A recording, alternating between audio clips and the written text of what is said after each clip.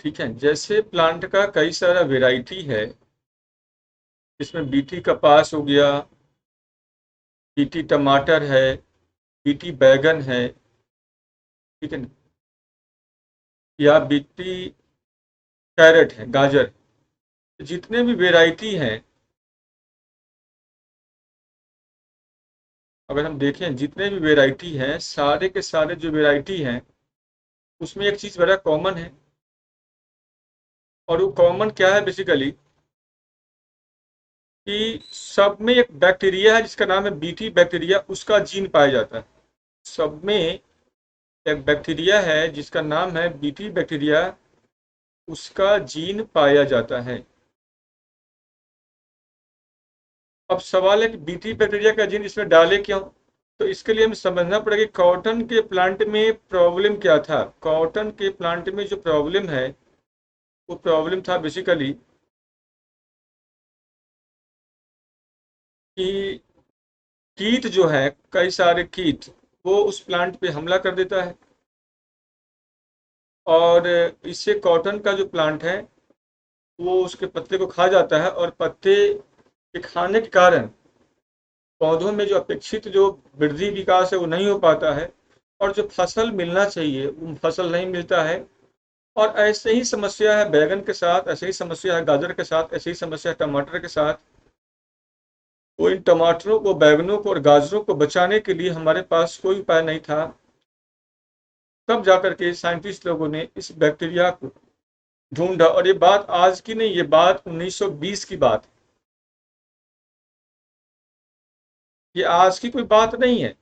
ये हमारे लिए चर्चा में है 2020 में, 100 साल के बाद हम पढ़ रहे हैं। लेकिन उस समय वो उतना चर्चा में नहीं रहा। धीमे धीमे क्या हुआ, लोगों ने यूज करना, ठीक है ना, वो एक्सपेरिमेंटल स्टेट में थे लोग। सक्सेस जो हमें मिला है, वो मिला है हमको अल्टीमेटली 90 के दशक में आकर के, 1990 के दशक में आकर के। और फिर जाकर के हम लोग इसको हम जमीन पे उतार पाए हैं। हम लोग उसी का यहाँ पे बात कर रहे हैं, पीटी वेराइटी का। अब देखते हैं यहाँ पे, तो याद रखना आप लोग कि मूल रूप से क्या था। ये कपास का पौधा है, ये मूल रूप से क्या है, ये कॉटन का प्लांट है। ये कॉटन के प्लांट में जब इसके जीन को जोड़ा गया, इसमें जोड़ा गया बैसिलस थ्यूरेंजेंसिस, बैसिलस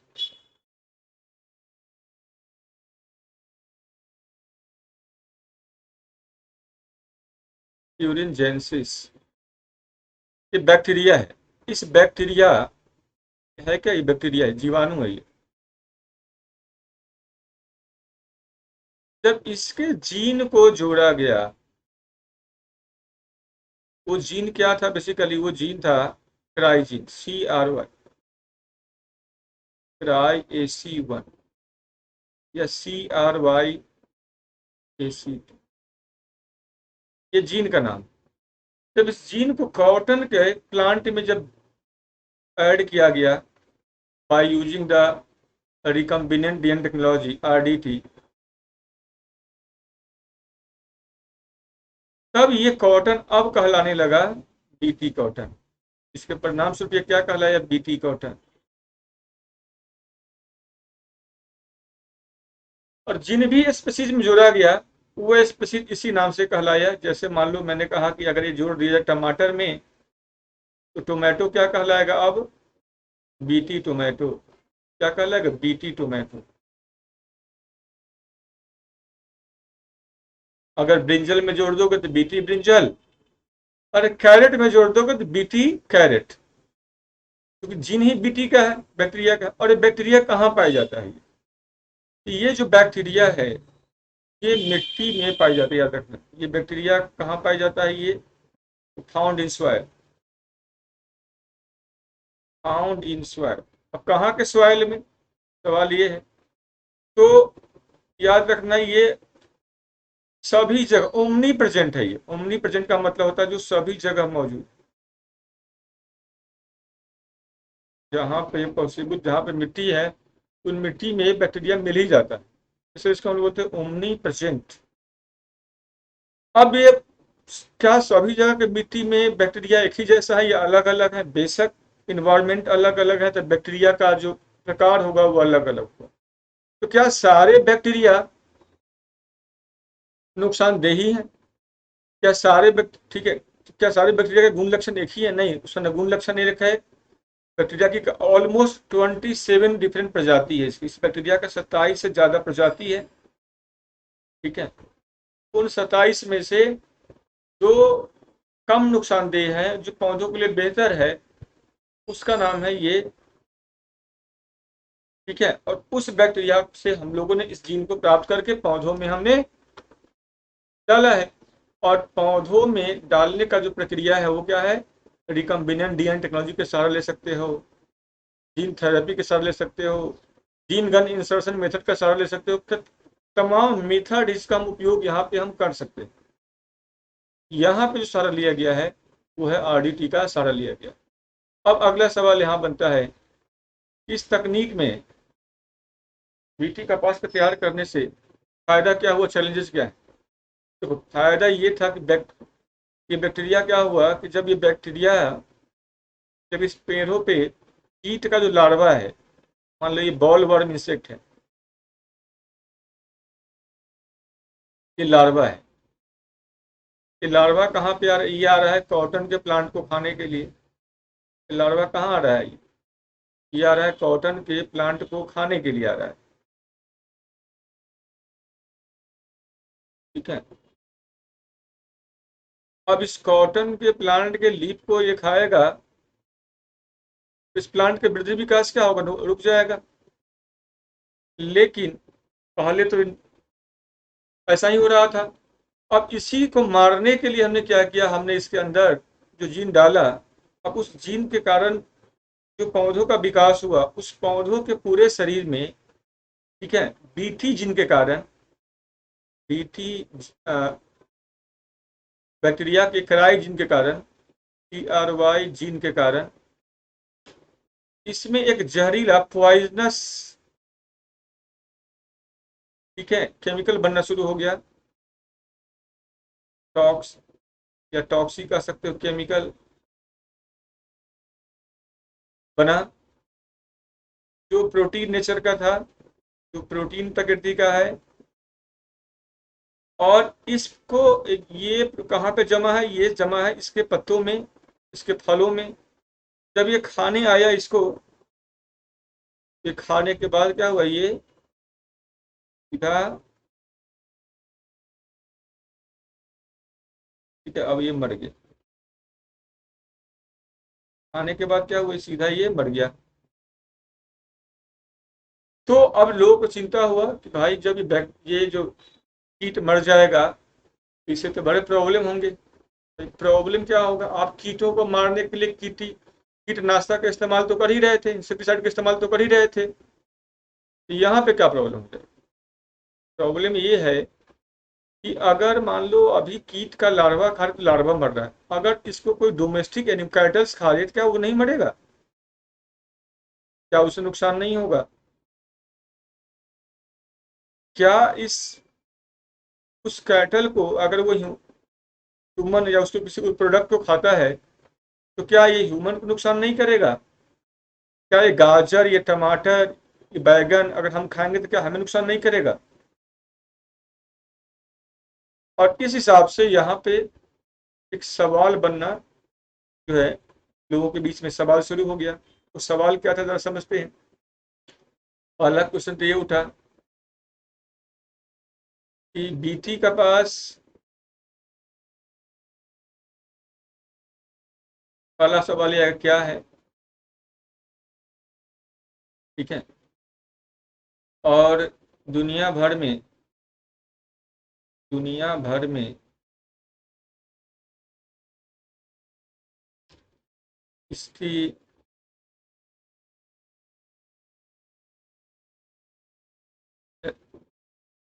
या इसका विकास,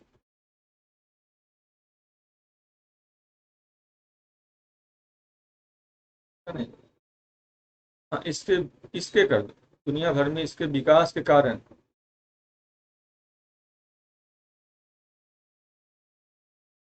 पैदावार में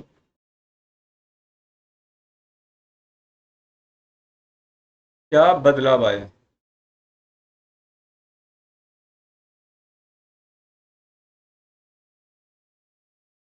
उसका आकलन करते हुए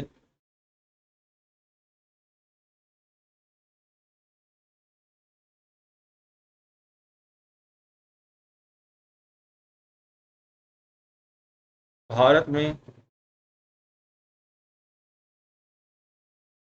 इसके वर्तमान स्थिति को स्पष्ट कीजिए।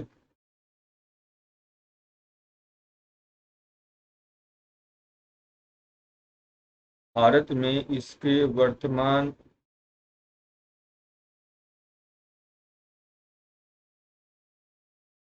स्थिति का मतलब हो इस पे आधारित कृषि, मतलब इस अर्थात इस पे आधारित कृषि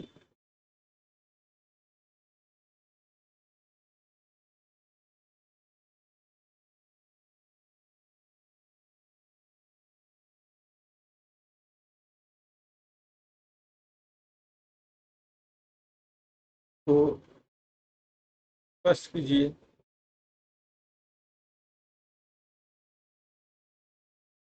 एवं इससे जुड़े हुए एवं इससे जुड़े हुए राजनीतिक, सामाजिक तथा आर्थिक एवं इससे जुड़े हुए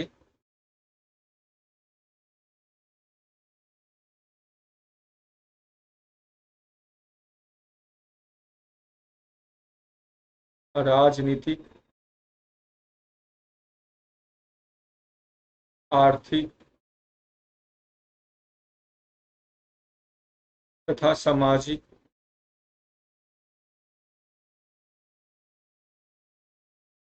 विवाद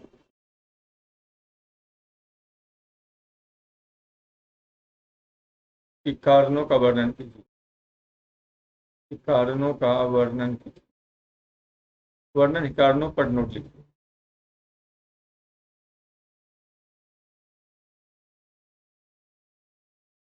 इस तरह का एक सवाल यहाँ पे बनता हुआ दिख रहा है। तो बीटी का पास क्या है, दुनिया भर में इसके विकास के क्या कारण है? देखो, दुनिया भर में वो देश इसका विकास कर रहा है जहां पे जमीन ज्यादा है। ये उन देशों की जरूरत है जिनके पास जमीन ज्यादा है, जनसंख्या कम है, जहाँ पे जमीन से साल भर में एक ही फसल लिया जाता है। लेकिन जिन जगहों पे साल भर में 3 फसल लिया जाता है वहां पे इसकी जरूरत नहीं है। क्योंकि हमारे यहाँ ठीक है ना, जब हम खरीफ का खेती करते हैं, जायद का खेती करते हैं, तो बीच में रबी भी डालते हैं। तो हमारे यहाँ क्रॉप रोटेशन होते रहता है।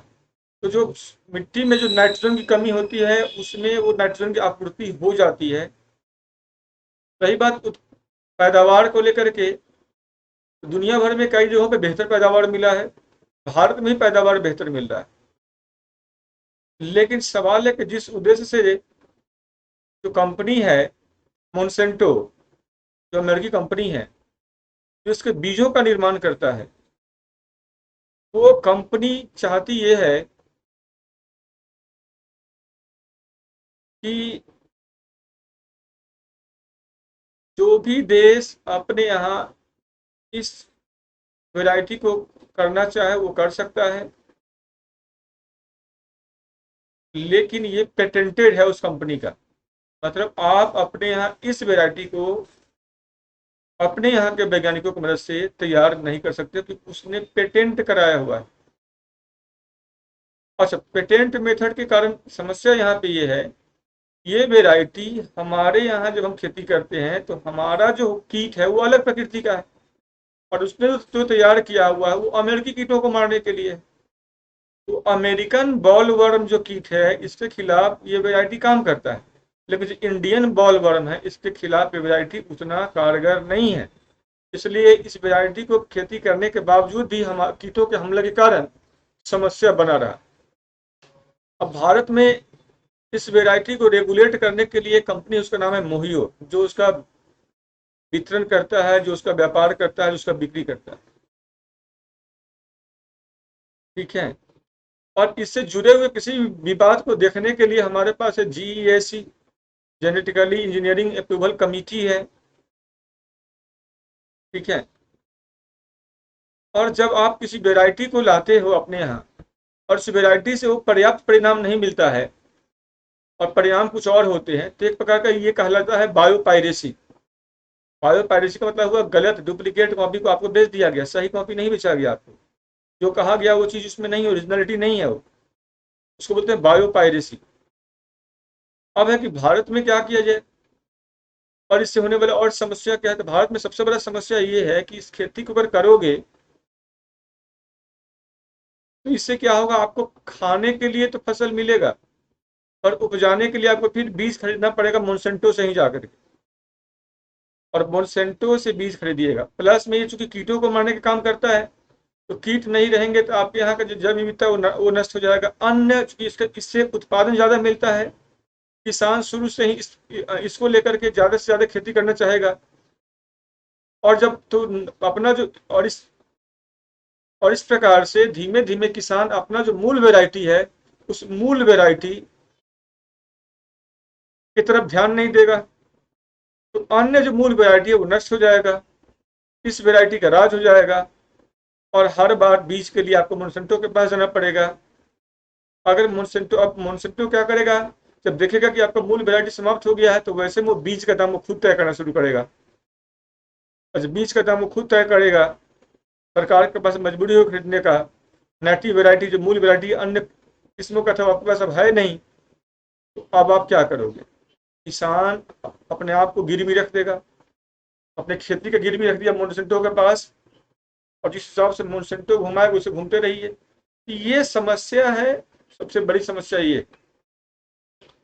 उत्पादन ठीक है अपनी जगह पे है, मूल वैरायटी को खो दोगे एक बार तो मूल वैरायटी को कहाँ से पैदा करेंगे? आज हमारे यहाँ पहले होता था कई फसलों की खेती, आज वो फसल नहीं है। बहुत सारे जो फसल आज वर्तमान में नहीं है, गायब हो चुका है। बहुत सारे जो पेड़ पौधों की किस्में है वो पेड़ पौधे अब नहीं है, वो खत्म हो चुका है, वो जा चुका है। हमने उसकी तरफ ध्यान नहीं दिया। अब हम चूंकि ध्यान देना भी चाह रहे हैं तो गलत तरीके नहीं जाए, ये इसका सबसे बड़ा विवाद है। तीसरा इसका एक और इशू यहाँ पे ये है कि क्या इसे खाने से नुकसान होगा, तो बिल्कुल होगा। परिणाम धीमा धीमा होगा पर असर जरूर होगा लंबे समय में, चाहे वो जानवरों को हो, आपको हो, जैसे आज कीटों को हो रहा है तो होगा। आप मच्छर के मारने के लिए कछुआ जलाते हो ना, लेकिन कछुआ जब जलता है तो मच्छर परेशान होता है, पर आप भी परेशान कम नहीं होते उस दौरान जब तक वो जलते रहता है। तो कीट वो छोटा है, वो तुरंत मर जा रहा है, प्रभाव आप पे भी होता है और लॉन्ग टर्म में आप पे भी इसका इम्पैक्ट होगा ही होगा। इन बातों को यहाँ पे लिखिए इस सवाल का उत्तर में। और आज हम लोग यहीं पे रोकते हैं इस क्लास को, फिर मिलते हैं नेक्स्ट क्लास में। ठीक है, तब तक के लिए सारे बच्चों को बाय। और कोई सवाल पूछना है तो पूछ सकते हो आप। कोई सवाल पूछना हो तो पूछ सकते हो। हेलो हाँ पूछो। सर, वो आप बता रहे थे बायोचिप को बॉडी में कैसे डालते हैं, वो एक बार बता दीजिएगा। तो डीएनए का जो खंड है, रिपीटेड खंड है, उसको या तो सिलिका के साथ सिलिका के चिप पे ऐड करके उसको हम डाल सकते हैं, या डायरेक्टली भी हम इंजेक्शन के माध्यम से उसको इंसर्ट कर सकते हैं बॉडी में। ठीक है। Yes sir. और कोई सवाल? No sir. तो चलिए फिर ठीक है, फिर मिलते हैं।